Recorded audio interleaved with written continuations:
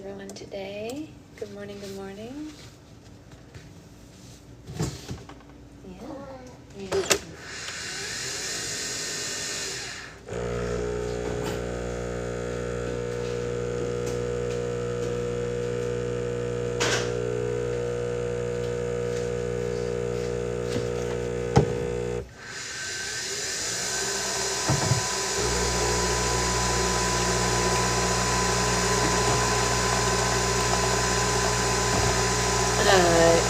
Yeah. Wait, why are you sore? Oh, you worked out. Okay, that's a good reason. Has anyone pinched a nerve in the shoulder before? I haven't, but I have family members who have. Do you want me to ask something? What happened to you? It sounds awful. You guys like how I added the Nespresso to the live just to see if it improves the live? I was like, I'll add the book and the coffee. Should I start adding my milk to it? The coffee shop is so ridiculous. It's such a ridiculous system that you can't just have a normal live without trying to sell something. It's so insane. I'm like, I don't care how you make your coffee. Enjoy it or don't. Some of my best friends don't even drink coffee. And you know what? They're still great. I still love them, even though they don't drink coffee. But if you do drink coffee, that's great too. Do I care if you make it the way I make it? No. Do I like the way I make it? Yeah. Pretty simple. I think it's just shooting canvas holding. Ooh, that's not good. Do you have someone that you can see about it? Have you put like a hot compress on it? Good morning, Anthony.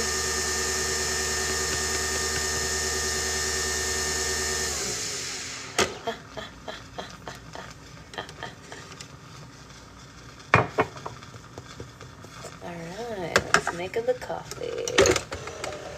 You know what? They're probably going to get mad at me because they can't see the Nespresso machine. And they're going to be like, you didn't actually make Nespresso. But look, I did. Here are my pods. Oh my gosh. Oops. A heating blanket. So it's wrapped around my shoulders. Is it helping? Or is it not helping? I guess that's the heat ice rotation. Oh, heat ice rotation. That's a good one. I like that. Heat ice rotation, baby girl. Look, it's an espresso. Oh my gosh, look, it's a pod, or a sleeve of Nespresso pods. Oh wow. Coffee, making coffee. It's always Nespresso because that's how I live. Coffee. Oh my god, coffee. Yeah, better than the ice I did this morning, I'll try it. Yeah, I don't know anything. I would trust other people over me, for sure.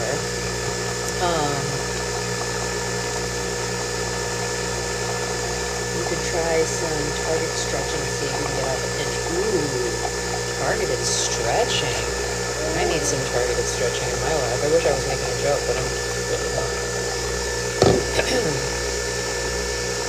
When the thyroid especially since it's soft tissue. Oh, see? This is why we have people who know stuff. I wouldn't have known that. I wouldn't have known about that. I know, honey. Just give mommy 1 second to pour the milk. Can you give mommy 1 minute? Here.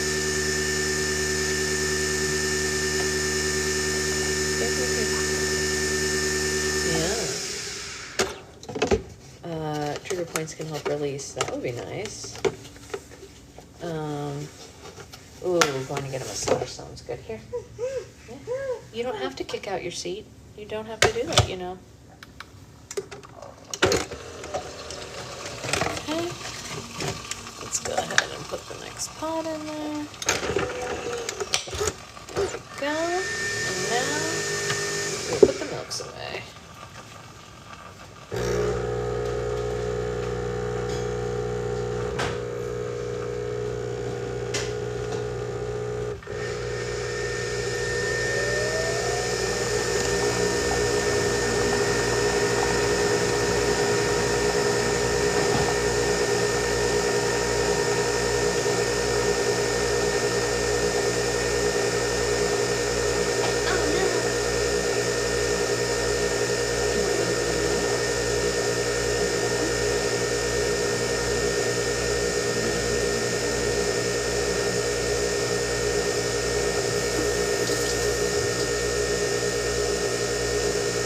Keeps laying her head down. I know she's tired, but she just doesn't want to get up to go. Or maybe she will. She keeps turning her head down. Yeah.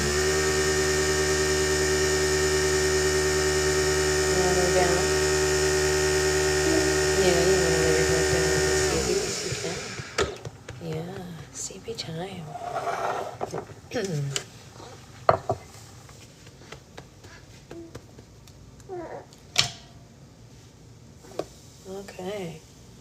You gotta let mommy see to be able to pour. Thank you. Thank you for letting me see. Yeah. Whoa, whoa, whoa, whoa, whoa. Why are we upset all of a sudden? Here. It's right here.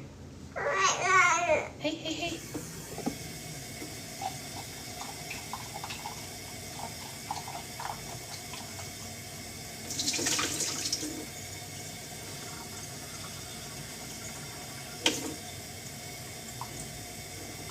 Okay, see? Very nice.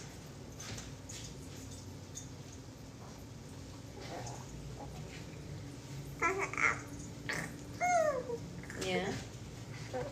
Very nice. Yeah.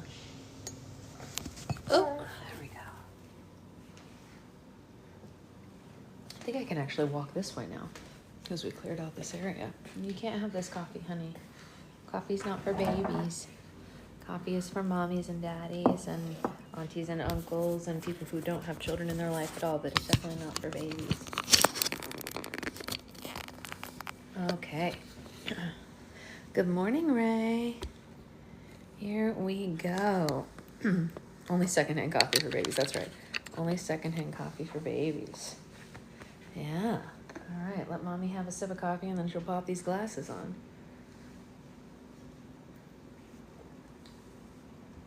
Coffee's pretty good. What's going on here with my arm? What do you think is going on? There we go. That's better. Okay.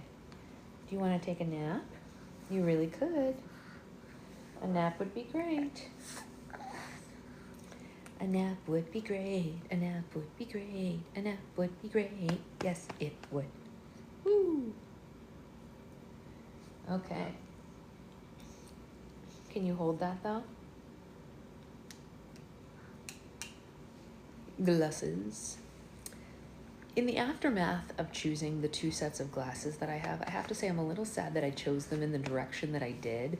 Like that these are my reading glasses and the other ones are my non-reading glasses, because I actually like the shape of the other ones better, but I wear these more because I wear them for reading. So I don't know. I wish that I had switched them. Morning, you did make it. I'm just trying to get this little tiny human to take a chewy and nap while we read. Let's see. Morning, Liz, but instead she's kicking out her seat. Are you want to go to the mat right away? You don't even want to pretend to sleep? You're so tired. Okay. All right. Okay. I don't think it's a good idea, but who am I to say? What do I know? I'm just the mommy. I'm just the mommy. Here you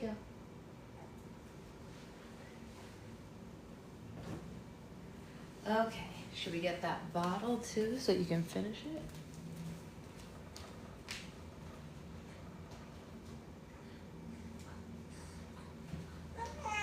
I'm right here. Why would we cry when mommy's right here? I have your bottle. I have my coffee. Can't stay for long today. I'm going to buy a final few supplies for me with the teacher. Oh, that's exciting. It's exciting. I'm here. I'm right here. I'm just backing up with this. Does this mean Tower of Terror? Yes. Tower of Terror. Zenny for cheapy cute spare pairs. Yes. For glasses you mean. Yes. Okay. Honey, the bottle's right here. Okay. And woo! Okay, they got to go on a ride. Do you want this? Can you hold it? You know how to hold it now. Yeah, there you go. Someone's holding her own bottle, you guys. Can you believe that? She is holding her own bottle today. Yeah, you're doing a great job. All your pairs are from Zenny? Yeah, I need to figure out how to get, this is very uneven, my prescription from the doctor or whatever. Can you just call and they'll just give it to you? Is that what you do?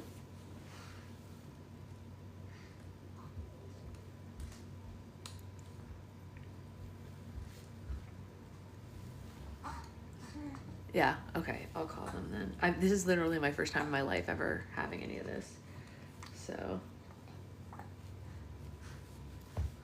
yeah. You want to hold it? 2 hands. It takes 2 hands to hold it, though. There you go. Very good. Okay. I just asked for your script like a medication. Within a year. Okay. Very good. I will do that. She's just staring at the bottle now. I'm not drinking it. All right. Good job getting it back in your mouth. That was very impressive. Guys, we are on chapter 18, if you can believe that. I can look at this. Look how little we have left of this book. I'm in shock. I don't know. We're on page 338 to start. We are exactly 100 pages from the end. On the nose, 100 pages. I think we might be done this week. Also, make sure you get the pupil distance. You will need it. Yes. Because I also have like I have an astigmatism, I guess is the issue. Among other things. So, yeah. Okay. Chapter 18. The Mermaid's Message. Connor was positive that he was dead. The fall into the ocean must have killed him because whatever he was, he had never been so relaxed. He felt like he was somewhere in a glorious state between being asleep and being awake, a place that he knew very well. His eyes were closed and he was lying down on the softest surface he had ever felt in his entire life. The air was cool and refreshing. It smelled a little salty, but he was sure he was only imagining that because the last thing he had seen was the ocean. He opened his eyes a tiny bit and he saw his sister laying next to him. She must have died too, but she seemed so peaceful that he didn't worry about her. He couldn't have worried about anything right now if he tried. He felt so wonderful. Wherever he was, all he could feel was enjoyment. Well, we must be in heaven, he thought. Connor opened his eyes wider. His vision was a little blurry, but he could see so many colorful objects moving in all different directions above him. They looked human, and the more his eyes adjusted, he thought, they must be angels. He told himself to go back to sleep. Just as he drifted off, a thought occurred to him. Do you sleep when you're dead? Do you feel and smell the air around you? He must have been alive after all, experiencing all of these things. But where was he? He opened his eyes as wide as possible so that they would adjust faster. He and his sister were lying in a huge clamshell. Clamshell? Clamshell. That's what she said. She said clamshell. Lying in a huge clamshell at the bottom of the ocean. They were in an underwater cave of sorts, but they were able to breathe in a large air bubble that surrounded them. There were coral pillars in the cave with dark, rocky walls behind them. A sandy floor was underneath them, and they were facing an endless blue ocean. Swimming around the top of the bubble was a gathering of mermaids. They were glorious, and they were colorful. All of them were pale, but they had long hair that matched their tails in vibrant sea colors. They were blue and green, purples and pinks. They were friendly, and they waved at Connor as soon as they noticed that he was awake. Connor looked down at his wounded arm, and he saw a seaweed bandage covering his scratch. One of them must have wrapped it. Alex, Connor said. Alex, wake up. He tapped her on the shoulder, and she stirred to life. Alex, who was in an extremely relaxed state of her own, asked. Mermaids, Connor said. There are mermaids swimming around us. This caught Alex's attention, and her eyes fluttered open. It took her a few moments to realize where she was and that it was actually happening. She sat straight up on the clam. Connor, are we at the bottom of the ocean? Why are we at the bottom of the ocean? Beats me, he said. Check out this bubble around us, though. He noticed that the longer they stayed in it, the smaller it became as they breathed in the air. The last thing I remember is being chased by wolves, and then you jerk, she said, remembering being pushed off a cliff by him, and she hit him repeatedly with her open hand. Hey, no, stop it. It was either that or we were going to be attacked by wolves. You gotta pick your poison, Connor said. And if we survived the fall, how did we get down here? Alex asked. We brought you here. said a mermaid swimming above them. She had long, soft turquoise hair that matched the shimmering scales on her tail. The sea foam spirit wants to speak with you. The seafoam spirit? Connor asked.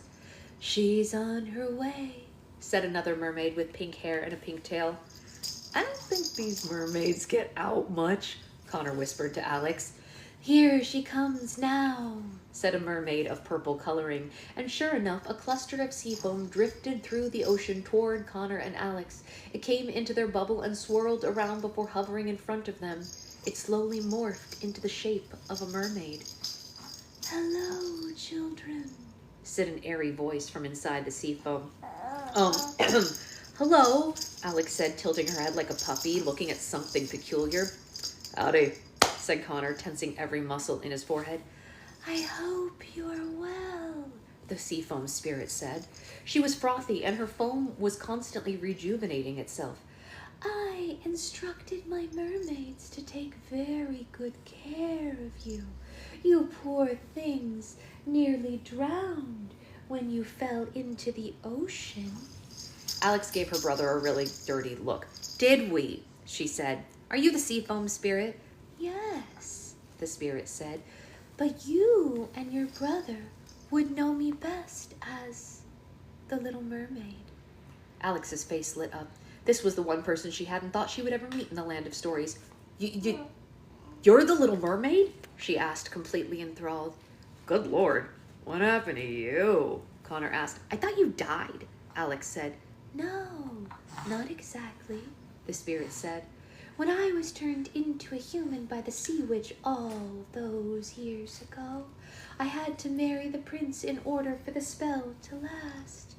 Unfortunately, as everyone knows, the prince married someone else, and my body turned to sea foam. I am no longer of physical form, but my spirit lives on. That's weird, Connor said. Oh, that's wonderful, Alex said. I was always so sad after reading your story. Not many people know that your real story is not the one with the happily ever after. They just assume you had a happily ever after.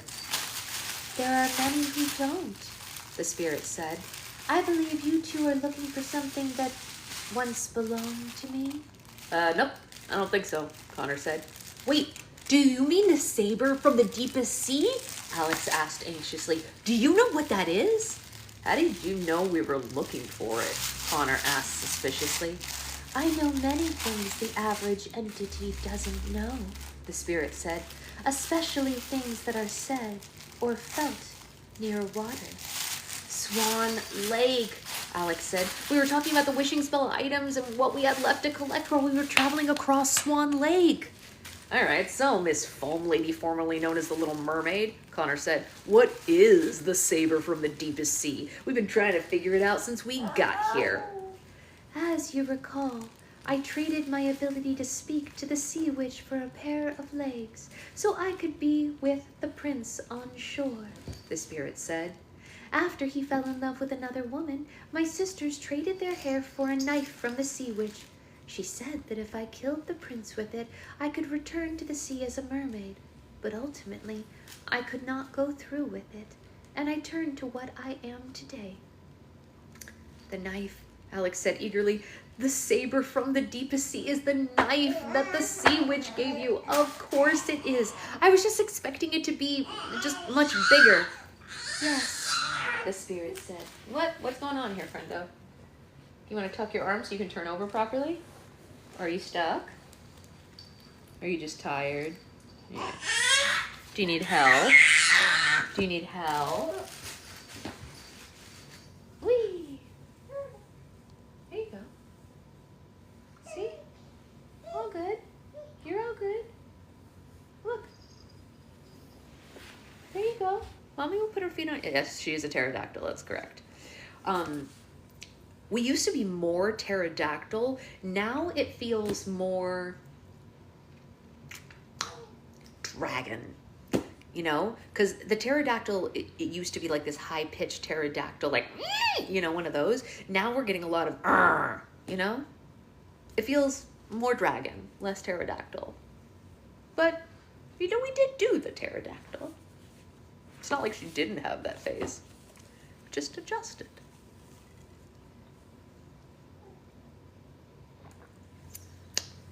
It's not T-Rex, it's very low and guttural. Less of a roar and more of a you know? Yeah.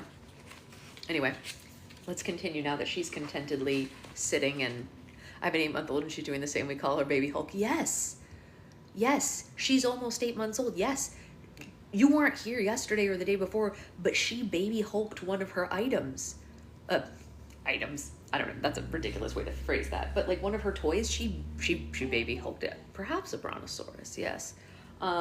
Anyway, Baby Hulk is...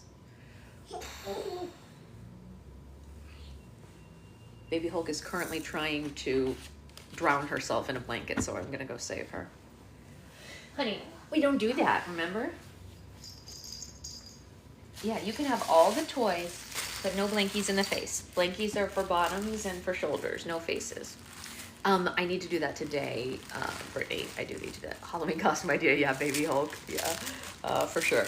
That's on the table. Nothing is off the table for now. I do still really want to do the Peter Pan one, but we'll see. Yes, the spirit said. Hold up, Connor said.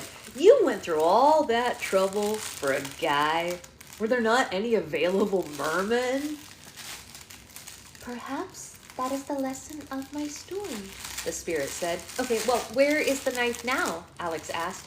I gave it to a man not too long ago who needed it for the same reason you need it now, the spirit said. I gave it to him on one condition, that he destroy it when he's done with it. Oh no, Connor said, putting his hands in his head and pulling on his hair. So, are you saying it's gone? Alex asked, about to cry. It's gone, but it's not destroyed, the spirit said. The man failed to fulfill his agreement, fearing that he might need it again someday. Oh, yeah. So where did he put it? Connor asked. It's in a place where people put things they never want to see again, the spirit said. So he flushed it on the toilet? Connor asked.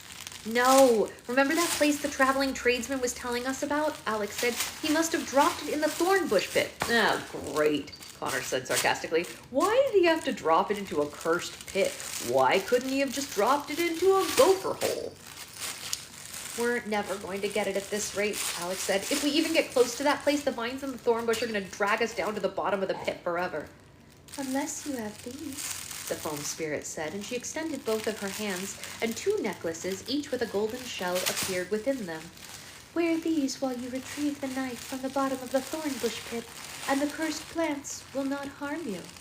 Oh, thank you, Alex said, and the twins leaned forward to take the shells out of her foamy hands, but the spirit pulled them away. No, I will only give you these if you promise to destroy the knife as soon as you are done with it, the spirit said, and the twins looked at each other, and they nodded. Of course, Alex said. Yeah, no problem, Connor said. Very well, the spirit said, and handed it over to them. Be careful, though. The shells are twins, too. If one breaks, the other shell will as well. Remember that. Why are you doing this for us? Alex asked. Why do you always ask what someone's motives are when they help you? The spirit asked, and that question took Alex off guard. Because people don't really help each other like this where we're from, Alex said. I mean, they do occasionally, but it's rarely without reason. Good people are kind of hard to find. It can be difficult.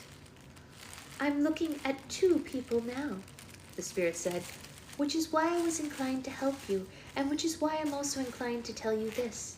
You are not the only one looking for the wishing spell. Yeah, we know, Connor said. The evil queen is too. Yeah, she's the one who sent the wolves after us, Alex said. Isn't she? Yes, the spirit said. She is as determined to find the knife as you are. That is why you must hurry if you're going to beat her to it. Unfortunately, the wishing spell can only be used once more. What? Connor said, and both the twins felt like someone had kicked them in the stomach. This definitely complicated matters. You mean, if she gets to the knife first, that's it? Game over? Unfortunately so, the spirit said, and the bubble around the twins was almost gone now. It barely covered the clam that they sat in. Their time underwater was running out. Well, we can't let that happen, Alex said, shaking her head. We have to get there first. We have to go right now. I'll have my mermaids escort you there as fast as they can, but once you're on land, You must travel the rest of the way on your own, the spirit said. Stay safe, children. Hey, you're fine. Oh, come on. You can't be serious. You know how to do it. The sea foam spirit fizzled and disappeared. The mermaid swam down to the twins and grabbed a hold of each side of the clamshell that Alex and Connor sat in, and together they moved the twins through the ocean and on to their next adventure. Okay, you want to sit up? Or do you want more milk? You want more milk? You want more milk? More? Milk? Milk? Milk? Milk! Yeah, milk. Hold it. Good job, sweetheart. That was a great chapter. I'm going to pause for 2 seconds because my brother is texting, asking a question about my mom, and he's worried about where she is, but I know where she is, so I'm just going to text him so that he doesn't get concerned, but I will be back in like 30 seconds. Asking a question about my mom, and he's worried about where she is, but I know where she is, so I'm just going to text him so that he doesn't get concerned, but I will be back in like 30 seconds. Be back in like 30 seconds.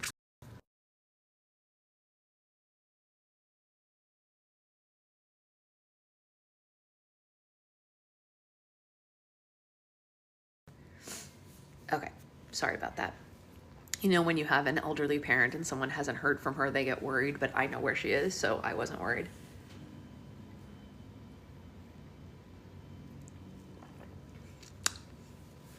Okay.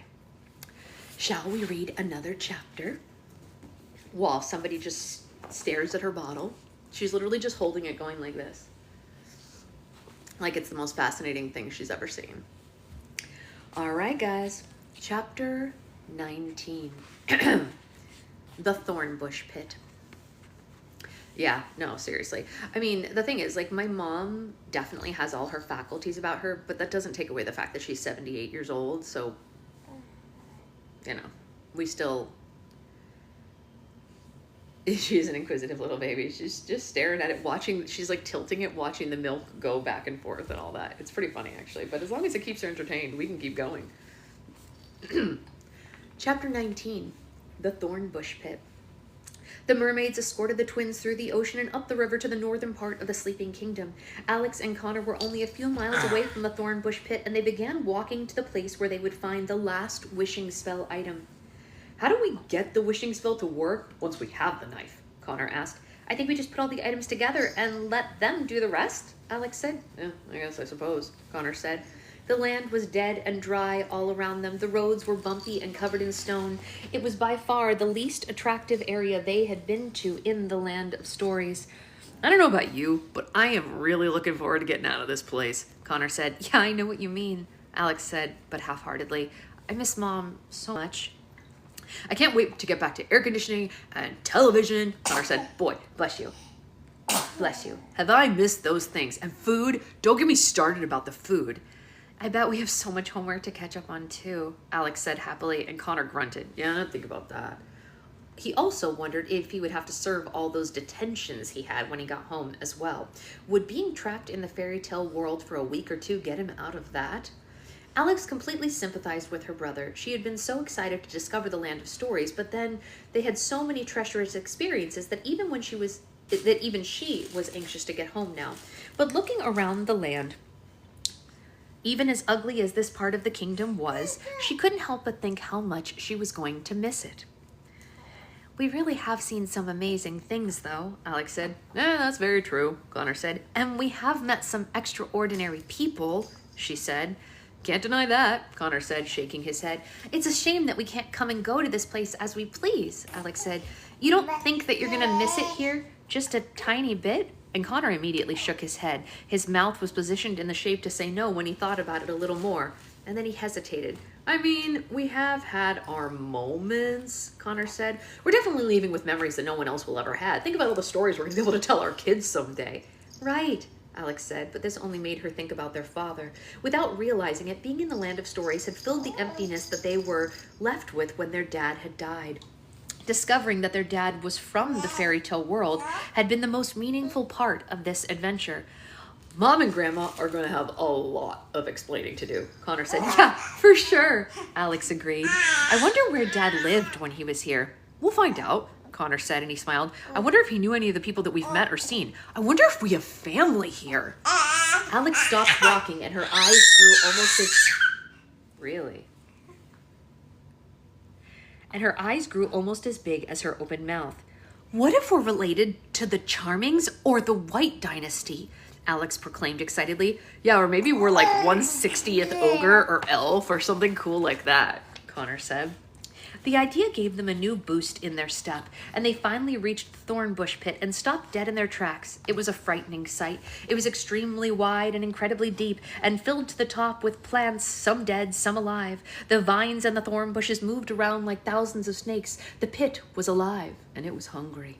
Ruins of an old castle sat on the edge of the pit, consisting of nothing but a few walls and a stony staircase that led to nowhere. We're actually going in there, Connor said. Let's put on our shells, Alex said. And they each tied a shell necklace around their necks and slowly walked to the edge of the pit. The vines and the thorn bush shot straight toward them like a frog's tongue to a fly, but then it jolted back, repelled by the magic shells. Hey, it looks like it worked, Connor said, and they began to climb down into the pit. They used the dead thorn bush on the side of the pit as a ladder, scratching themselves and drawing blood on different parts of their body every few feet. The thorn bush and the vines were alive and moved away from the twins as they passed. They watched them like hungry serpents ready to strike at any second. Alex and Connor climbed as low as they could go. The pit floor was covered in rubbish, just like a junkyard. The smell there was unbearable, and the twins had to cover their noses as they searched. Ugh, Connor said. This is like a massive trash bin. Can you imagine all the secrets we could discover just by going through this place? Remember what we are here for, Alex said, and then she suddenly screamed. Whoa, what is it? Connor asked, and she had almost stepped on the hand of a skeleton. Oh, who is that? Connor said. Or I should say, who was that? I don't want to know, Alex said, shaken up by the discovery. I've never seen a real skeleton before. It was only the first of dozens. There were skeletons and parts of skeletons everywhere. Each was harder to look at than the one before. Some had been down here longer than others, and Alex had to take deep breaths to prevent herself from getting sick. They found countless knives and daggers and swords across the pit. Is this it? Connor asked, holding one up for his sister to see. No, that one's wooden. What about this one? He asked, holding up another. No, that one's made of steel. Remember, it was made in the ocean. Oh, Connor said, like this. And he held up a knife that matched his sister's description perfectly. It had a curved handle that was made of coral and bits of shell, and a long blade made of bright sea glass. Oh, that has to be it, Alex said gleefully. Connor, we did it. We found the last wishing spell item. She gave her brother a huge bear hug and kissed him on the cheek. They were so incredibly happy that tears formed in their eyes. They were going home. Let's get out of this pit as fast as possible, Connor said. It gives me the creeps. The twins went back up the dead thorn bush and began climbing the side of the pit. When they were 2/3 of the way up, a branch caught hold of Connor's necklace and ripped it off his neck. As if everything were happening in slow motion, Connor saw the shell begin to fall away from him toward the bottom of the pit. He reached for it, but it was too late. It was gone. The shell hit the bottom of the pit floor and it shattered. Alex and Connor looked down at the broken shell and then looked at each other with the same horrified expression. Oops, Connor whispered, and the living vines and thorn bushes vibrated with excitement. The shells were useless now. The vines began shooting toward the twins. We have got to get out of here, Alex yelled, and the twins rushed up the side of the pit faster than they had ever climbed anything before. Their fingertips were just about to reach the top of the pit when the vines wrapped themselves around Alex and Connor's feet and dragged them downward. Connor stabbed the saber into the ground outside the mouth of the pit, and he and his sister held on to it while they were being pulled, determined not to end up like the other victims of the vines. More vines wrapped themselves around the twins, increasing the fight. Alex and Connor were nearly completely covered in plants. Alex lost her grip around the knife and began to fall back into the pit, but Connor grabbed a hold of her just in time. He couldn't hold on to both for much longer. One by one, his fingers began slipping from the knife's handle. Connor lost his grip on the knife, and he and his sister were both dragged away. But right as his hand slipped, a cold, clammy hand grabbed onto him and pulled him and his sister right out of the pit. It was a struggle. The plants weren't giving up. Alex and Connor felt like the rope was a game of tug-of-war. Damn you, you miserable plants, said a very proper voice that the twins recognized. You let them go, you overly advanced shrubbery. With one final tug, most of the vines broke, and Alex and Connor were saved. Their momentum piled them up on top of whoever had just saved them. Froggy, Alex declared, and she gave their old friend an enormous embrace. It's you, Connor said, and although he had trouble shaking Froggy's hand when they first met, Connor hugged him now like he was a long-lost relative. Hello, Connor, Alex, Froggy said. He was almost suffocated by their affection. You saved our lives, Alex said. How'd you know we were even here? Connor asked, and Froggy got to his feet and straightened the tie of his suit and helped the twins stand up. I've been looking for you for 2 days, Froggy said. The amount of ground you've covered is remarkable. Thank goodness I crossed paths with those mermaids, or I never would have found you. I am so proud of you, Alex said. You're out of your house. You're out in the world. What made you come out of your hole in the ground anyway? Connor said. Oh, the fairy godmother is looking for you two, Froggy said, and the twins were very surprised and confused to hear this. What? Connor said. What does she want with us? Oh no, Alex said. It's the glass slipper. She must know that I broke it. I'm sure she's furious. You've collected all the wishing spell items then? Already? Froggy asked. He wasn't sure whether to be proud or shocked. Yep, Connor said, pulling the knife out of the ground. And believe me, it wasn't easy. We just got the very last item, Alex said happily. We can go home now. Froggy was speechless. These 2 children had done something he had only dreamed about doing for years. That is extraordinary, children, Froggy said, but his happy expression deflated to one of worry. But you cannot go home yet. Do you need help, sweetheart? Do you need help? Hey, look. Do you want to go in your chair? Do you want to go in the chair? Oh, wow. Wow. Okay, but you gotta put your foot down to make it work. There you go. Look at this. Yeah, here you go. Look at all the toys you can have up here. You can have your pizza. And you can have Pierre. Hello, Pierre. Hello, I'm Pierre.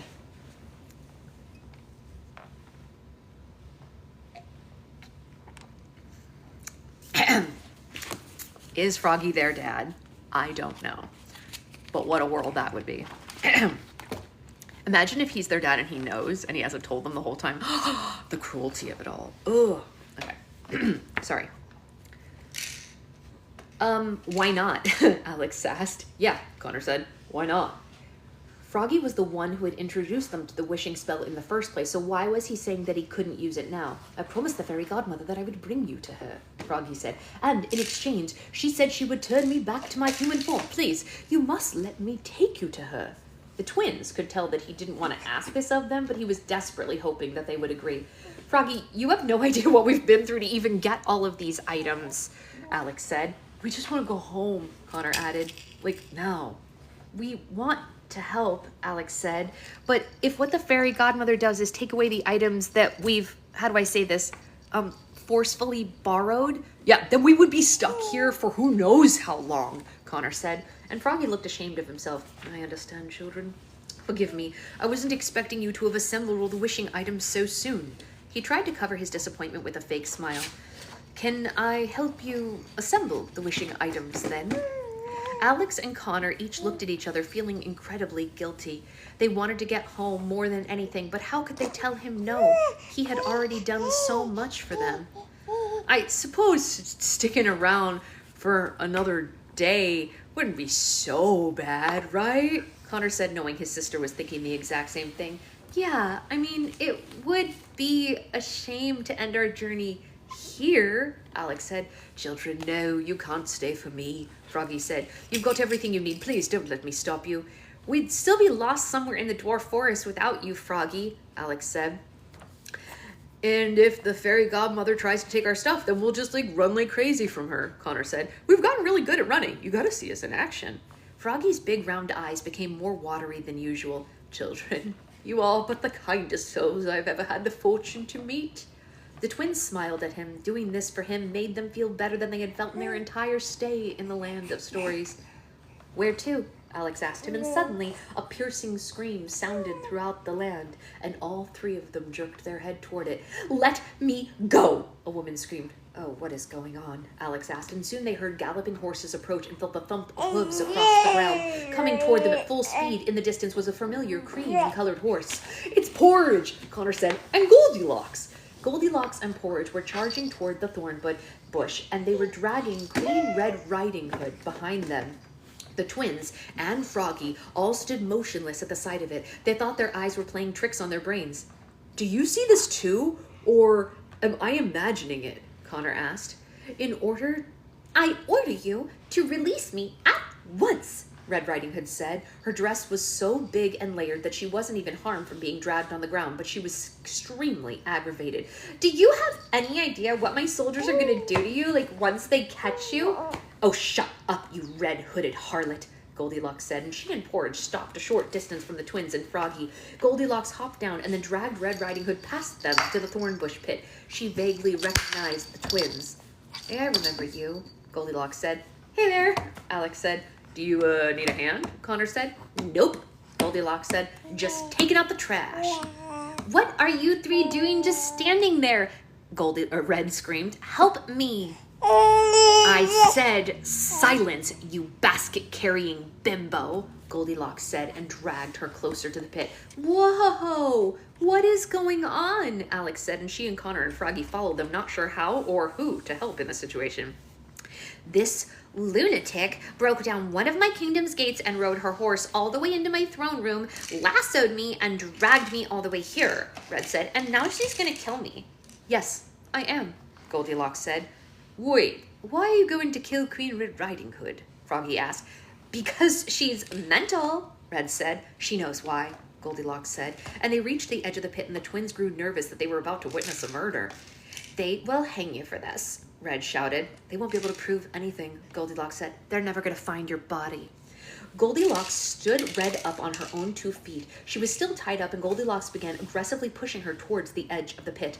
Please don't do this, Red pleaded. It was a really long time ago. We were just kids. We haven't been kids for years, Goldilocks said. You had plenty of chances for redemption. I loved him too. I was just doing what I thought I had to do, Red said. You couldn't just stand that I had something that you didn't have, Goldilocks yelled. And Goldilocks went in for the final push, but Red dodged it, and Goldilocks almost fell into the pit herself. Red ran away as fast as she possibly could, running along the edge of the pit, and the plants began to move with excitement. They knew one of them was bound to fall in. Come here, Goldilocks yelled. Get away from me, you fugitive floozy, Red said, and they did an entire lap around the pit, and Red ran into the castle ruins. Goldilocks took out her sword and began swinging it at her, barely missing her by inches. This is awful, Alex said with her hands covering her cheeks. This is awesome, Connor said. $5 says Goldilocks wins. The twins wanted to help, but there was nothing they could do without getting in harm's way. We used to be such good friends, Red said, constantly ducking Goldilocks' sword. You don't know what a good friend is, Goldilocks said, and her swing got closer each time. You could have cleared my name the day that you became queen of that pathetic kingdom. I never wanted to even be queen in the first place. I just wanted to impress him, Red confessed. Keeping you as an outlaw kept you away from him. It wasn't anything personal. Personal? Goldilocks said, absolutely infuriated. Forcing me to live a life of running and committing crimes to survive because you wanted to steal my boyfriend wasn't personal? She swung her sword hard at Red and knocked a big chunk out of the stone ruins. Red ran up the decaying staircase. It was the only place left for her to go. Goldilocks ran up after her, and Red was cornered. The only way to escape was to jump into the pit. If you let me go, I'll clear your name, Red begged. Liar, Goldilocks said. I'll give you my castle. Half of it's being rebuilt because of the fire. It looks really wonderful, Red said. I don't want your castle. I want revenge, Goldilocks said, and she pushed Red off the staircase. Red screamed and fell down toward the pit. The vines reached toward her happy to be finally fed. Suddenly, a rope came out of nowhere and lassoed Red around the waist just as she fell into the pit and was swallowed up by the thorn bushes and vines. What the... Goldilocks said, and the twins and Froggy turned to see a woman riding a black horse on the other side of the pit, holding onto the other end of the rope. It's the huntsman's daughter, Connor yelled and pointed at her, and Red screamed as the vines pulled her down toward the bottom of the pit. The huntsman's daughter had tied the rope to the horse and took off. Red was yanked out of the pit and dragged up behind her. Oh, not again, Red screamed, and she was dragged off into the horizon, now a captive of the huntress. Son of a witch, Goldilocks said, watching the stranger ride off with her chance at revenge. She hopped down from the staircase, and Porridge joined her by the ruins. What just happened? Connor asked, completely overwhelmed by all of the excitement. I don't know, Alex said, but after seeing the huntsman's daughter, I have a really bad feeling about this. Who was that woman? Goldilocks asked. That was the huntsman's daughter, Connor said. She's working for the evil queen. The evil queen, Goldilocks said, growing even angrier. We have to get as far away from this place as possible, Alex instructed. Oh no, Froggy said softly, and he looked more frightened than the twins had ever seen him. Out of the distance, the big bad wolf pack crept toward them. The wolves were all growling, more irritated and vicious than ever before. Steam was practically coming out of their nostrils. They surrounded the twins, Froggy, Goldilocks, and Porridge. Goldilocks stood in front of the twins. Even she was scared. Normally, she wouldn't have considered the wolves to be more than she could handle, but the way that they were staring at the group, hungrily and irritated, she knew this wasn't going to be a sporting event encountered in the forest. Milkies? Yeah? No? All done? After what you've put us through, we ought to claw your hearts out. Malum Claw growled through gritted teeth at the twins. And look who's decided to join them. I guess we get Red Riding Hood and Goldilocks tonight. The rest of the wolves howled their excitement. Just to let you know, you just missed Red Riding Hood, Connor said. Nice try, Malum Claw said. What do you want with the children and an overgrown frog anyway? Goldilocks asked. We're taking the children to the evil queen, Malum Claw said. We have no interest in the frog. Dig in, boys. Hey, no screamies. You want out? Do you want out? You want out? Okay, you can come out. Out?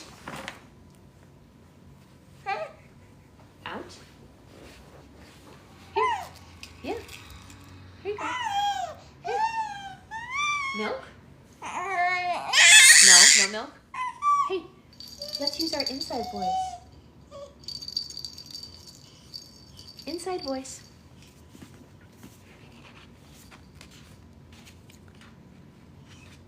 Froggy's face turned a pale green and the wolves moved toward him, snapping. Nice try. Oh, I caught you. I caught you. Here. Here.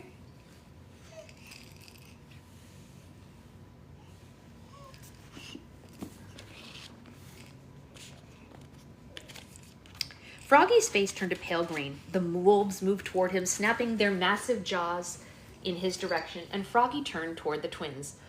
I'm going to get help, children, Froggy whispered to the petrified twins, and a wolf leaped toward him, but Froggy jumped twice as high into the air, and the wolf missed him. Froggy landed on the side of the circle that the wolves had formed around them and took off running. A few wolves chased after him, and he disappeared into the distance.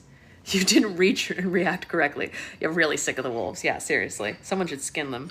Froggy! Alex yelled after him, and all they could do was pray that he would be all right. Hey, Porridge, Goldilocks said. I want you to get out of here. Do you understand? This is one battle that we won't be able to win. The horse was hesitant to leave her at first, but then she nodded, and she took off in the same direction that Froggy had leapt to. A wolf tried to attack the horse as she left, but Porridge kicked the wolf with her hind legs, and the wolf landed in the thorn bush. He whimpered the entire way to the bottom as the vines wrapped themselves around the wolf and dragged him down to the bottom forever. The rest of the wolves weren't going to allow any more escapes. Sweetheart, what are you doing? What is this? What are we doing? Look it, here's your giraffe.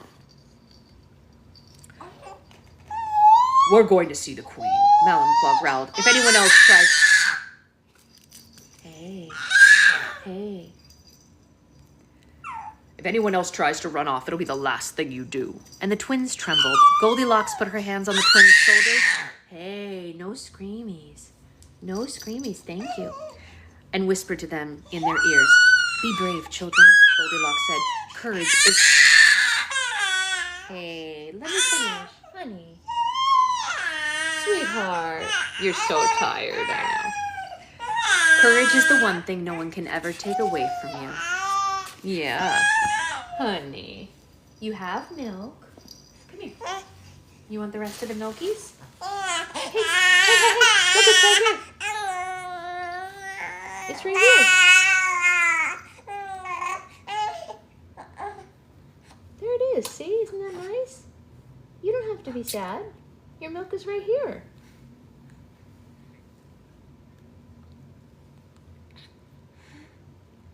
Yeah, isn't that better? I want to see how she's doing before I try to see if I can read more. Yeah, definitely a growth spurt and hunger spike. She is very, very mad at the speed of my letdown, which is why we're using bottles. Because the bottle feeds her faster than my letdown does. It's not that I don't have like enough, it just isn't fast enough for her. She hates how slow it comes out. Gets real mad. She'll like latch for 30 seconds and then get angry. But the bottle's so fast. Same milk. Like last night, I gave her milk that I pumped yesterday. Ravenous, truly ravenous. Can you hold this bottle? Can you hold this bottle? 2 hands. Hi. 2 hands. Yeah. Should we see how long the next chapter is? Should we look? We're almost done with this book, and I want to find out what happens, which means more pumping, less direct. Yeah, exactly, which is so annoying. I hate pumping. Let's see. How long is this chapter? It's a mediumly long chapter. Maybe we'll read it tomorrow. That's probably for the best.